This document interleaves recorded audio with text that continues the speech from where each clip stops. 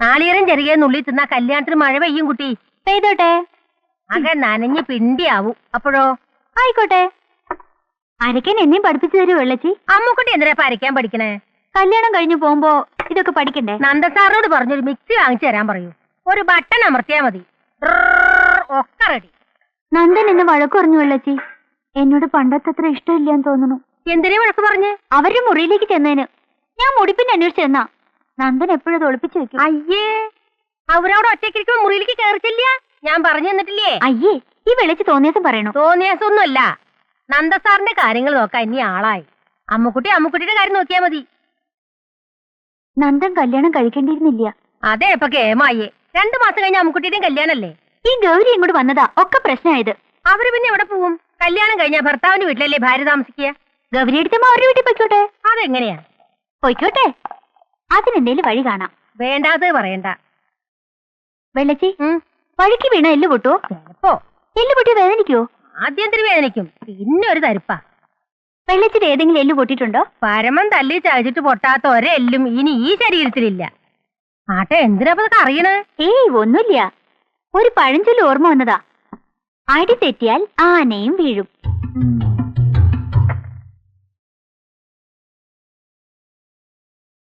ആർക്കാ? നന്ദേട്ടന്.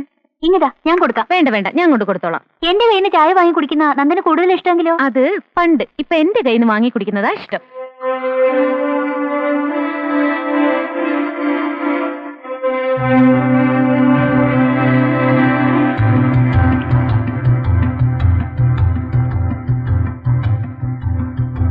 വേദനിക്കരുത്, പാവം, തരിപ്പേ പാടുള്ളൂ. വെള്ളച്ചി പറയുമ്പോ സത്യാവും. ഗൗരിയടുത്തമ്മേ, ഗൗരിയടുത്തമ്മേ, ദാ വരുന്നു.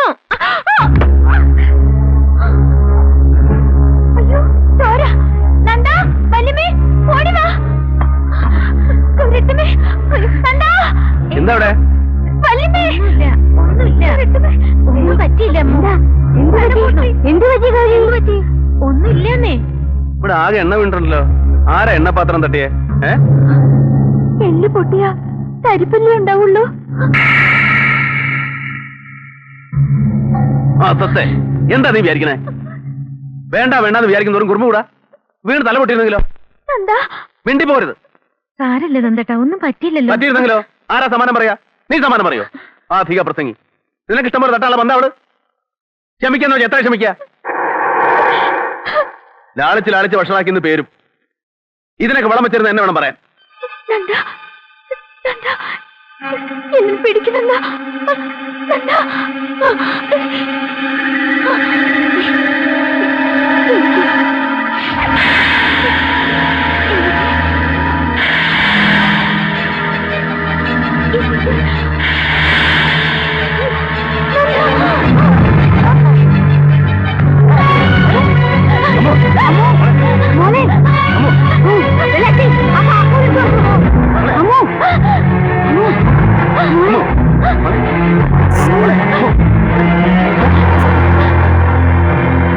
ഇന്ന് മുതൽ അവളെ കെട്ടിയെടുത്തു. അന്ന് മുതലേക്ക് പണിയില്ല, ചെണ്ടയില്ല, മിണ്ടിപ്പോലും കൊല്ലുന്നില്ല ഞാൻ.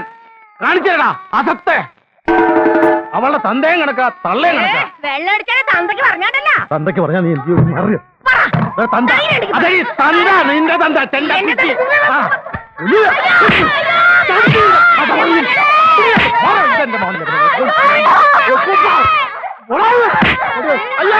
എന്നെ കൊന്നേ ഇവരെല്ലാവരും.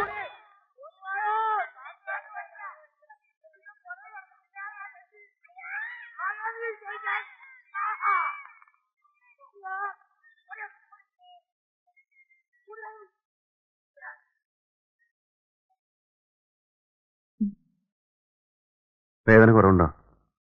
സാരല്ല. ഉച്ചനേരത്ത് ചോര നിൽക്കണ്ടായപ്പോ ഞാൻ പരിഭ്രമിച്ചു. സാരല്ല നന്ദേട്ടാ.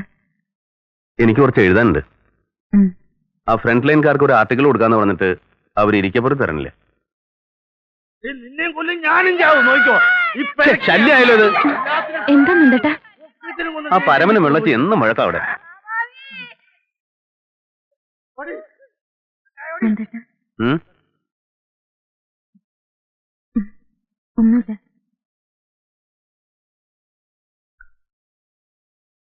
നന്ദേട്ടാ, എന്താ?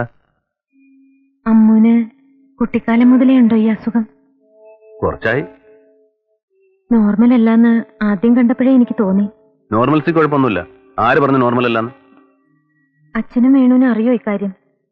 അവരൊന്നും പറഞ്ഞില്ല എന്നോട്. പറയാൻ മാത്രമൊന്നുമില്ല. മരുന്ന് കഴിക്കുന്നുണ്ട്. 4 കൊല്ലം തുടർച്ചയായിട്ട് മരുന്ന് കഴിച്ചാൽ മാറുന്ന ഡോക്ടർ പറഞ്ഞിട്ടുണ്ട്. കുറെ കാലമായിട്ട് കുഴപ്പമൊന്നുമില്ല. ഇന്നെന്തോ ഞാൻ ദേഷ്യപ്പെട്ടുകൊണ്ടായിരിക്കും. മരുന്നിന് 2 മാസം കൂടെ കഴിച്ചാൽ മതി. വേണുവിനോടും അച്ഛനോടും പറയാതിരുന്നത് ശരിയായില്ല. മനഃപൂർവ്വമല്ല, ഒക്കെ മാറുകയല്ലെന്ന് വിചാരിച്ചു. അതിനുള്ള സന്ദർഭം ഉണ്ടായില്ല. നീ ഇപ്പൊ പറഞ്ഞിട്ട് എന്താ കാര്യം? നേരത്തെ പറയായിരുന്നു, പറയേണ്ടതായിരുന്നു. എന്റെ തെറ്റ് അല്ലേ? അതുകൊണ്ട് ഇപ്പൊ ഇവിടെ എന്തെങ്കിലും സംഭവിച്ചോ? സുഖമില്ലാത്ത കുട്ടിയെ തലയിൽ കെട്ടിവെച്ചു എന്ന് പറഞ്ഞ ആരും ഒന്നും ആരുടെയും തല കെട്ടിവെച്ചിട്ടില്ല, വെക്കണമില്ല. ഗൗരി, ഞാൻ നേരത്തെ പറഞ്ഞല്ലോ, അമ്മൂന് വേണ്ടി ഞാൻ ഇതുവരെ ജീവിച്ചത്, ഇനി ജീവിക്കുന്നതും. അപ്പൊ വേണു എന്തെങ്കിലും മുടക്കം പറഞ്ഞാൽ? വേണു മുടക്കം പറയാണ്ട് നോക്കേണ്ടത് നമ്മുടെ ചുമതലയാ. നോക്ക്, ഇത് അത്ര വലിയ മഹാരോഗമൊന്നുമല്ല. കല്യാണം കഴിഞ്ഞിട്ടാണ് ഇങ്ങനെ സംഭവിക്കുന്നെങ്കിലോ അവൻ അവളെ ഉപേക്ഷിക്കോ? ഇതങ്ങനെയല്ലല്ലോ. നേരത്തെ ഒന്ന് പറയായിരുന്നില്ലെന്ന് ചോദിക്കില്ല അവൻ? പറയാം, സാവധാനത്തിൽ പറയാം. നേരത്തെ പറയായിരുന്നു വേണ്ടിയിരുന്നു. ഞങ്ങൾ നിങ്ങളെ ചതിച്ചു, അതല്ലേ പറഞ്ഞു വരുന്നത്? അങ്ങനെയൊന്നും പറഞ്ഞില്ലല്ലോ ഞാൻ. നേരിട്ട് പറഞ്ഞില്ല, പക്ഷേ പറഞ്ഞില്ല, സൂചന ഉണ്ട്. എന്തായാലും വേണു അമ്മും തമ്മിലുള്ള വിവാഹം നടക്കണം. ഇതറിയുമ്പോ അത് നടന്നില്ലെങ്കിലോ? എന്താ, അമ്മുവിന്റെ കല്യാണം മുടക്കാനാണോ ഭാവം? ഞാനൊന്നും മുടക്കണില്ല നന്ദേട്ടാ. പക്ഷെ അറിഞ്ഞ സ്ഥിതിക്ക് അവനോടൊന്ന് പറയണ്ടേ? ഇനിയിപ്പോ ഇത് കൊട്ടിക്കൊടിച്ച് വഷളാക്കണ്ട. പറയാതിരുന്നാലാ ചിലപ്പോ വഷളാവുക. എന്നാ ചെന്ന് പറയും നിന്റെ പുന്നാര അനിയനോട്. എന്നിട്ട് അവൻ ഇതിന്ന് ഒഴിയട്ടെ. എന്റെ പെങ്ങള് മുടക്കാത്തിരക്കായിട്ട് കാലാകാലം ഇവിടെ കഴിഞ്ഞോട്ടെ. പിന്നെ എനിക്കെന്താ ഒരു ജീവിതം? ഇത്രയും കാലം ഒറ്റയ്ക്ക് കഴിഞ്ഞതല്ലേ? ഒച്ചയിടണ്ട, അതിന് മാത്രം ഞാനൊന്നും പറഞ്ഞില്ല. കൽപ്പിക്കണ്ട എന്നോട്. പറയേ, പറയാതിരിക്കേ, എന്ത് വേണച്ചു നിനക്ക് വരുന്ന പോലെ വരട്ടെ. വേണു ഈ കല്യാണത്തിന് സമ്മതിച്ചില്ല എന്ന് വെച്ചാൽ നന്ദേട്ട, മധു ഇത് കഴിയണതിന് മുമ്പ് പിരിയാനാണോ നമുക്ക് യോഗം?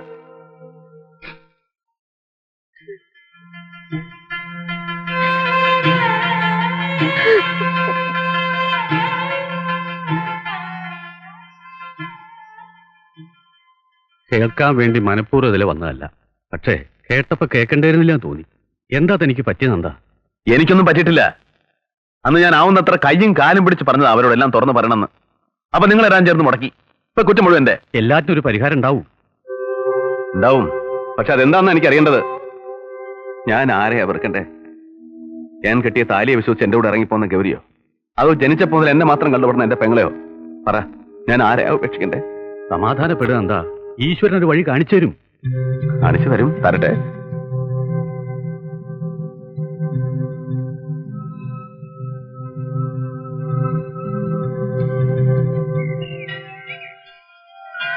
ഗന്ധർവന്മാരെ, നന്ദസാറിന്റെ മുത്തച്ഛന്റെ അച്ഛന്റെ കാലത്താത്ര ഈ ഗന്ധർവനോട് കുടിയിരുത്തിയത്. താവണക്കാട്ടിലൊരു യക്ഷിയായിരുന്നു ഇദ്ദേഹത്തിന്റെ ഭാര്യ. അവക്ക് ഇദ്ദേഹത്തോട് ഒരു സ്നേഹം ഉണ്ടായിരുന്നില്ല. ആങ്ങളമാരോടായിരുന്നു സ്നേഹം. ഒരാൾക്കൊരാളെ എത്രയാ സ്നേഹിക്കാൻ കഴിയാന്നുള്ളതിന് ഒരു കണക്കുമില്ല. ഭാര്യ ഉപേക്ഷിച്ച ഗന്ധർവൻ തറവാട്ടൊരു സ്ത്രീയുടെ ദേഹത്ത് കയറിക്കൂടി. പരിസരം വിട്ട് എവിടെയും പോവില്ല എന്ന് പറഞ്ഞു. ഭാര്യ ഒഴിപ്പിച്ച് ഇവിടെ കുടിയിരുത്തി. എപ്പോഴും ദുഃഖത്തിലാ ഗന്ധർവൻ. ഭാര്യ ഉപേക്ഷിച്ചതിന്റെ ദുഃഖം. കേമായിരുന്നില്ലേ വെള്ളച്ചിന്നലെ? പുതിയ എല്ല് വല്ലതും പൊട്ടിയോ? അമ്മുക്കുട്ടിയുടെ എന്ത് പറഞ്ഞാലും കുഴപ്പാ അല്ലേ ഗൗരിക്കുട്ടി? പരമന്റെ 2 തല്ല് എന്നും കൊണ്ടില്ലെങ്കിലേ ഒരു സുഖമില്ല. മുറിവ് ഉണക്കം വെച്ച ഗൗരിയടുത്തമ്മേ? അതൊക്കെ എപ്പോഴേ പോയി. ഗൗരിയടുത്തമ്മ ഇന്ന് നിങ്ങളുടെ അവിടേക്ക് വിരുന്നിന് പോവല്ലേ? എന്താ ഒരു മൂഡ് ഓഫ്? ഇവിടുന്ന് വിട്ടുപോകാനുള്ള വിഷമോ? ഇവിടെ അത്രയ്ക്ക് ഇഷ്ടായോ? കൈ പൊട്ടുന്ന വെള്ളച്ച് വിചാരിച്ചത്, പൊട്ടിയത് നെറ്റി. പാവം. പിന്നെ എനിക്ക് സങ്കടായിട്ടോ.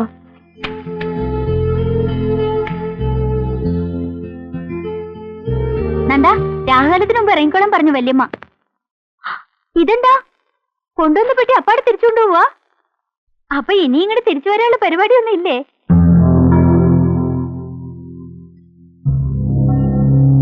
ഓ, എന്തൊരു കന! 6 മുടിയുടെ കന മുടിയാറായി എന്നാ നമ്പൂരി പറയാ. ഒന്നുമില്ല, ഇതൊരു കഥകളിക്കഥയാ. വേണ്ട, വേഗം എത്തണം കേട്ടോ.